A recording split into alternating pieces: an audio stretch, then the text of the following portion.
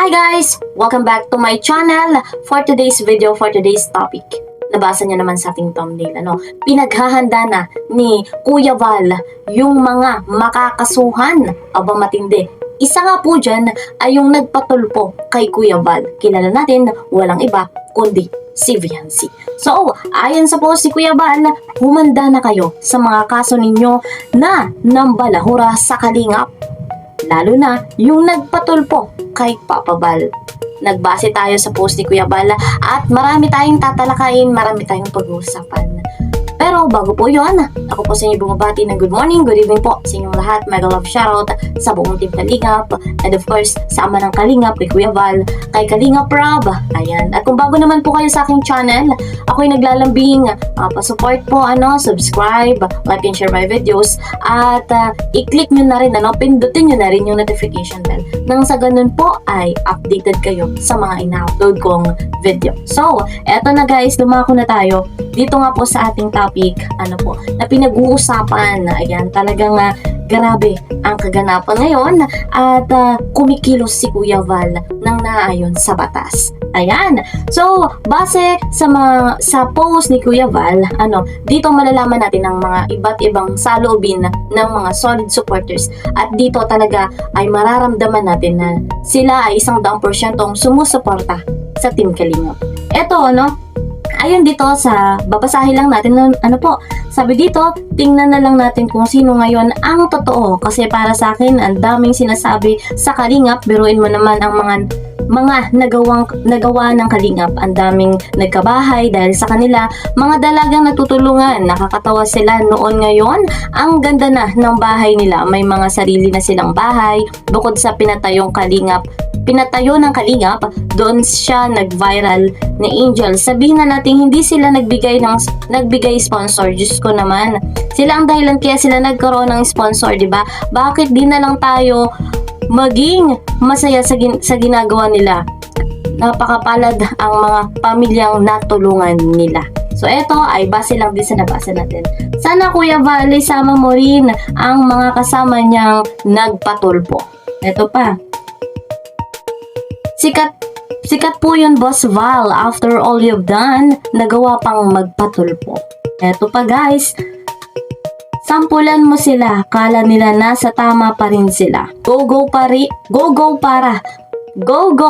matauhan yung ungrateful. Ayan, binabasa natin po. Sabi pa dito, go Kuya Val, lalo na si Doklat, Dekwat. Hala, lagot ka, TQ. So, konti pa lang guys yung ating nababasa. Pero, grabe yung suporta ng mga viewers. Grabe yung pagmamahal nila sa Team Kalingap. Kilala nila, umpisa pa lamang kung gaano kabuti ang layunin ng Team Kalingap, kung gaano na karami ang natulungan pabahay, scholarship, at financial assistance. Ano pa nga ba? Araw-araw mag-vlog si TQ, manlimos ng palipad, dagdag pambayad sa legal fees. Kuya Val, dinuduro ka niya, duruin mo rin at nag-al sa boses siya, parang ikaw pa ang may utang na loob. Laban lang Kuya Val. Ba't mo naman sinabi Kuya Val na lawan tuloy? Excited na kami. Go Kuya Val, sobra na sila masyado. May aabangan na naman po kami Kuya Val. Ingat po kayo palagi Kuya Val. Aabangan ko po. Ayan, kabahan na yan. Go lang. Power ng Kalingap, Kuya Val Santos. Ayan, nagbabasa tayo, binabasa natin yung mga saloobin ng mga viewers, dahil kilala naman nila ang Team Kalingap. Eto pa, tama po yan Kuya Val, nang matutong lumingon sa pinanggalingan, doon sa tabing dagat, walang ulam, walang ilaman sa kaldero, need maglabada para makabili ng bigas, at need pumunta sa tabing baybaying dagat para mamulot ng pwedeng ulamin. Alam ng mga tao kasi sa bibig nila mismo ang kahirapan nila, pero tinanggi na kasi daw merong trabaho daw yung ina. So, saksi ang mga viewers, saksi sila sa kung papaano nagsimula ang kanilang buhay, kung gaano kahirap ang kanilang buhay. Hindi lang naman si Viancy yung makakasuhan based sa post ni Kuya Val, ano. Marami pa po. Sino-sino nga ba ang makakasuhan, ano? Eh di abangan natin sa upload ni Kuya Val. Abangan natin sa mga kaganapan dahil at sasabihan din naman tayo at magiging updated din tayo sa mga kalagayan. Lalo pa at 100% tayong sumusuporta kay Kuya Val, kay Kalingap Rob, sa buong Team Kalingap. Yun nga guys, mga Kalingap, sa kabutihang loob na ginawa ni na Kuya Val, na Kalingap Rob, ano po, ang tanging ginawa nila ay pinatulpo, ano, at talagang nagbukhang ungrateful sila. Ano po, hindi lang naman tayo yung nagsasabi, kundi napakaraming viewers, napakarami. Ano po, ano pa nga ba? Ano? Ihanda mo na ang sarili mo, ating nakaka-excited naman yan, Kuya Val. Tama yan, Kuya Val. Inabuso nila ang kabaitan mo. Ayan. Excited na po kami, Kuya Val. Yan talaga hinihintay ng marami. Ang masampulan, ang mga walang utang na loob, deserve nila iyon. So, ayan. Hindi ko po yan kinoment, ano. May nag-comment po yan, binasa natin. At talagang marami ang nananabik. Marami ang excited sa ganitong kaganapan. Sa ganitong ginawang aksyon ni Kuya Val. Ano po, deserve ni Kuya Val na makakuha ng hustisya. Ano, deserve ni Kuya Val na patuloy nating 100% susuportahan. Ano pa nga ba?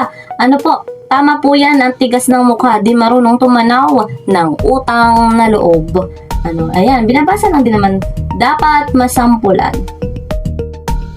Paktay si TQ. Paktay si TQ.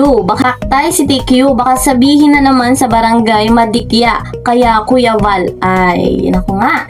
Tama lang, Kuya Val, sumobra pa nila sa inyo. Feeling nila sila'y santo, hindi masaktan damdamin ninyo. Okay, eto naman. Kayo noon, si Kuya Val Santos Matubang naman po ngayon. Ayan. Laban Team Kalingap para manahimik ang mga naninira sa Kalingap. Go Kuya Val para matauhan na. So grabe, ang daming excited, ang daming gusto na talagang makita nila yung kaganapan sa ganong case, ano, sa ganong kaso. So talagang tama yung desisyon ni Kuya Val na magkaroon ng kasuhan. Ayan. Pati sana ang ina ni TQ. Oh, hindi ko to, guys, hindi ko gawagawan. Binasa ko lang, ano po, pati sana ang ina ni TQ. Maganda po yan. Antayin namin na magandang eksena. Nagalit na ang ama ng Kalingap. Ayan.